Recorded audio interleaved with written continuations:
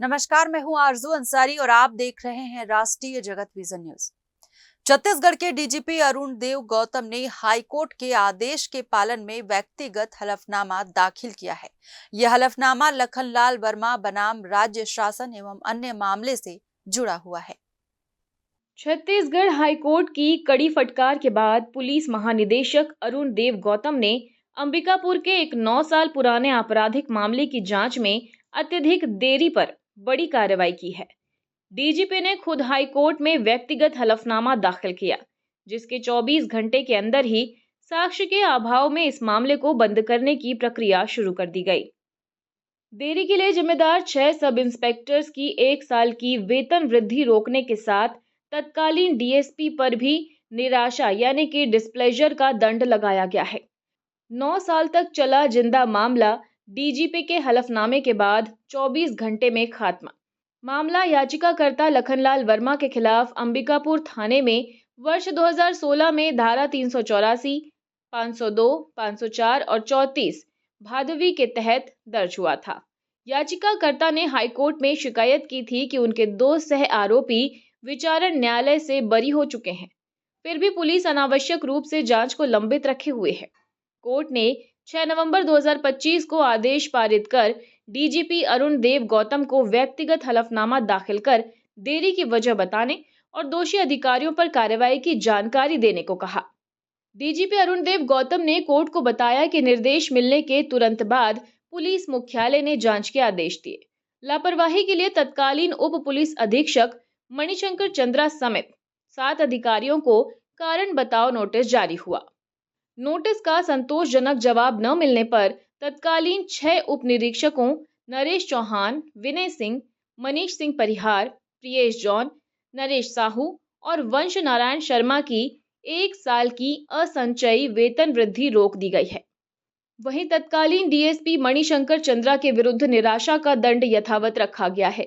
DGP ने न्यायालय को आश्वस्त किया है कि आदेश का पूरी तरह से पालन हुआ है। उन्होंने ये भी बताया कि याचिकाकर्ता लखनलाल वर्मा के खिलाफ कोई सबूत नहीं मिलने के कारण मामले में अब धारा 169 सीआरपीसी के तहत अंतिम रिपोर्ट विचारण न्यायालय में पेश की जा रही है। ये शायद छत्तीसगढ़ पुलिस का अद्भुत रिकॉर्ड है। जिस मामले में 9 साल तक कोई साक्ष्य नहीं मिला, उस पर हाईकोर्ट के व्यक्तिगत पेश होने के आदेश का चाबुक चलते ही 24 घंटे के अंदर खात्मा हो गया। बिना साक्ष्य के इतने साल तक एक पत्रकार को गिरफ्तार करने की कोशिश करना भी सवाल खड़े करता है। जाहिर है कि न्यायपालिका की सख्ती के बिना सालों तक फाइलों की धूल झाड़ना पुलिस की पुरानी आदत है। इस मामले में लखनलाल वर्मा के पक्ष में वकालत कर रहे वरिष्ठ अधिवक्ता एवं पूर्व महाधिवक्ता सतीश चंद्र वर्मा ने क्या कहा, आप भी सुनिए। देखिए, कारण तो पुलिस ही बता सकती है, परंतु ये सच है कि 2016 में एक एफआईआर दर्ज की है। कुछ पुलिस अधिकारी ने ये रिपोर्ट लिखाई कि सरगुजा जिले के कोई पत्रकार हैं मिस्टर वसीम बारी, वो और अभय सिंह, इन लोग उनको ब्लैकमेल कर रहे हैं। पॉसिबली तो दिखता नहीं है ऐसा होता हो कभी, पर उनका कहना था कि आपके खिलाफ हम लोग पत्रिका में न्यूज़ छापेंगे और उसके एवज में 50,000 रुपये की मांग की। बेसिकली ये मामला दर्ज किया गया था। उसमें लखनलाल वर्मा जी जो पत्रिका के मालिक हैं, जो दुर्ग में रहते हैं, उनका नाम अभियुक्त नंबर 1 में रखा गया था और उनको इस बात की कभी जानकारी ही नहीं मिली 9 साल 10 साल में कि ऐसा कोई मामला मुकदमा दर्ज किया है जो उन्होंने समाचार छापा उसको लेके। तो पहले तो यह है कि किसी पत्रकार को ऐसे अंधेरे में रख के इस तरह की कैसी जांच की जा रही थी, उसको हमने चैलेंज किया हाईकोर्ट में और हाईकोर्ट ने उस पूरे मामले को समाप्त कर दिया।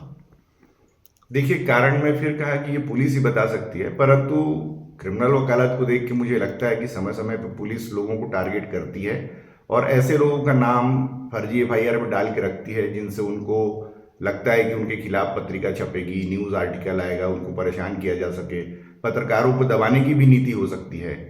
तभी इन सब मामलों को लंबा रखा जाता है ताकि यदि आप ज़्यादा छापेंगे, ज़्यादा बोलेंगे तो आपको किसी मामले में गिरफ्तार कर लेंगे और आप सरप्राइज में गिरफ्तार होंगे, क्योंकि आपको पता है नहीं ऐसा कोई मामला लंबित है। अब जो व्यक्ति दुर्ग में रहता है, वो केवल एक पत्रिका का मालिक है, वो अपना न्यूज़ पत्रिका चलाता है, न्यूज़ पत्रिका छापता है, उसका न्यूज़ सही होगा या गलत होगा उसके लिए दूसरी कार्रवाई होगी, एफआईआर कैसे हो जाएगा। और पुलिस अधिकारी को धमकाने, ब्लैकमेल करने का अपराध तो भी ये हिंदुस्तान में पहली बार सुनने को मिला। क्या पुलिस इतनी कमजोर हो गई है, पुलिस इतनी डरपोक हो गई है कि उसको कोई ब्लैकमेल करेगा? आप उस समय ही एफआईआर करके उनको गिरफ्तार कर लेते ऑन स्पॉट। पत्रिका छपने तक वेट क्यों किए? 2 लोग छूट गए, पुलिस की गवाही, पुलिस के तंत्र और पुलिस का इशारा, एफआईआर उसमें भी छूट गए। तो कुल मिला के झूठे मामले बनाए जाते हैं, जिसका ये एक परिणति है। लखनलाल वर्मा जी के ऊपर मामला झूठा था। खुद अभी डीजीपी साहब को जब एफिडेविट हाईकोर्ट ने मांगा, 2 दिन के भीतर सारे मामले को रफा दफा कर लिए। गरीब आदमी सालों साल एप्लीकेशन लगाता है। बलात्कार के केसेस में एफआईआर नहीं होते, मर्डर के केसेस में भी झूठे एफआईआर होते हैं, झूठे गवाह तैयार किए जाते हैं। तो हमारा पूरा सिस्टम सड़ चुका है। राजनीतिक रूप से सारी चीजों का आज यूज किया जा रहा है, राजनीतिक षड्यंत्रों के तहत कार्रवाई की जाती है, इसीलिए लोगों को सिस्टम पे भरोसा कम होते जा रहा है। ये उसका सबसे बड़ा उदाहरण है, एग्जाम्पल है छत्तीसगढ़ में। देखिए, इसका एग्जैक्ट कारण तो पुलिस यानी कि, परंतु बतौर अधिवक्ता या बतौर लखनलाल जी के अधिवक्ता मैं इतना ही कह सकता हूँ कि कहीं ना कहीं ब्लैकमेल का प्रोसीजर उनके साथ रहा होगा। उनको दबाने, डराने, धमकाने, ऐसी प्रक्रिया होंगी। प्लस सबसे बड़ी बात है कि यदि पुलिस को इतना पावर है कि 24 घंटे में सारे मामले मुकदमे को जांच करके समाप्त कर दिए, तो इतने सालों तक लंबित क्यों रखा? ये तो पुलिस की जवाबदेही है, और पुलिस की जवाबदेही हिंदुस्तान में कुछ भी नहीं होती है। ये बड़ा दुर्भाग्य का विषय है कि पुलिस जिसको चाहे चार्जशीट कर दे, जिसको चाहे एफआईआर कर दे, और आदमी 9 साल, 10 साल, 15 साल, 20 साल, 25 साल के बाद छूटता है। सबसे मजे की बात यह है कि कानून में ऐसी कोई व्यवस्था नहीं है, ना कोई कोर्ट ऐसे पुलिस वालों को और ऐसे किसी व्यक्ति को कभी सजा देती है। और इतने सालों के कानूनी कार्रवाई के बाद इंसान पूरी तरह से टूट चुका होता है, उसका घर परिवार टूट चुका होता है, उसके इतने पैसे बर्बाद हो चुके होते हैं कि वो आगे किसी तरह की और लड़ाई लड़ने के योग्य ही नहीं रह जाता। और हमारा कानून इतना लचर है कि यदि ऐसी झूठी कार्रवाइयां की जाती है, उनके खिलाफ कहीं आपको रेमेडी नहीं मिलेगा। और लखनलाल एकमात्र पत्रकार नहीं है, हिंदुस्तान में पत्रकारों की हत्याएं हो रही हैं। छत्तीसगढ़ में भी पत्रकारों को लगातार जेल भेजा ही जा रहा है, चाहे किसी की भी सरकार हो। मैं नहीं कहता कि बीजेपी की सरकार हो, कांग्रेस की सरकार हो, परंतु हर सरकार में ये परंपरा और प्रथा बनती जा रही है कि जो व्यक्ति आवाज ऊंची करेगा, चाहे वो वकील हो, चाहे वो डॉक्टर हो या पत्रकार हो, जो भी सरकार के खिलाफ बोलेगा, उसको बंद करने की जो नीति नियत बनती जा रही है, ये दुर्भाग्यजनक है। इस पे कार्रवाई नहीं करता है न्यायालय, ये भी दुर्भाग्यजनक है। और न्यायालय भी, मैं बड़ी जिम्मेदारी के साथ कहता हूं, ऐसे मामलों को आयरनी हैंड से डील नहीं कर पाता है। देखिए, मुझको लगता है कि वो पुलिस वाले जिनको छोटी मोटी सजा हुई है, वो भी अभी आगे चल के बरी हो जाएंगे, क्योंकि जिस तरह से कार्रवाई डीजीपी साहब ने की होगी, मुझको नहीं लगता कि उसमें वैधानिक कार्रवाई का कोई अंश दिखता हो। 24 घंटे के भीतर सारी कार्रवाई करना अपने आप में एक संदेह को जन्म देता है। और पुलिस सिस्टम का ये सबसे बड़ा खराबी है कि आप जब चाहें, जो चाहें कार्रवाई अपने हाथों से लिख लें, जो कार्रवाई आपको पसंद हो। कलम आपका, कागज आपका, कानून आपका, एफआईआर आपका, जो चाहे लिखें, जो चाहे करें, जिसको चाहे पकड़ लें, जिसको चाहे छोड़ दें। मुझको ऐसी शंका है कि जितने पुलिस वालों को छोटी मोटी सजा, एक तो इतनी छोटी सजा होनी नहीं चाहिए। किसी व्यक्ति को, किसी परिवार को इतना टॉर्चर किया गया, लोगों को परेशान किया गया, उसकी सजा आपने क्या दी? किसी को निंदा प्रस्ताव तो कर दिया किसी के लिए, किसी को 100 रुपए का फाइन लगा दिया, किसी को, और इससे छोटी सजा क्या सजा होती है? ये कोई सजा नहीं है। आप इस तरह से सजा की बात करके लोगों को केवल गुमराह कर सकते हैं और कुछ नहीं हो सकता। फिलहाल इस खबर में बस इतना ही। देश प्रदेश की खबरों से अपडेटेड रहने के लिए हमारे चैनल को सब्सक्राइब करें और नए खबरों के नोटिफिकेशन के लिए बेल आइकॉन जरूर दबाएं। नमस्कार।